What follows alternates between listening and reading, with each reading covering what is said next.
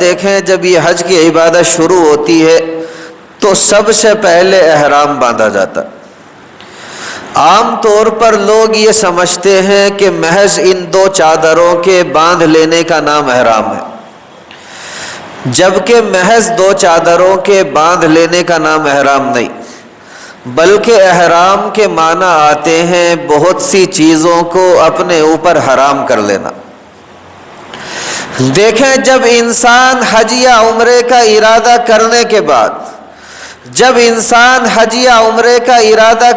کے بعد تلبیہ پڑھتا ہے، اس کے بعد اس کے اوپر بہت ساری چیزیں حرام ہو جاتی ہیں۔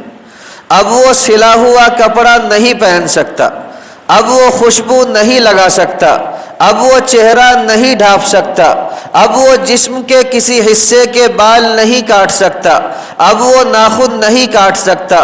اور تو اور اپنی بیوی کے ساتھ نفسانی خواہشات کا پورا کرنا، جس کا پورا کرنا جائز بھی ہے، ان نفسانی خواہشات کو بھی پورا نہیں کر سکتا۔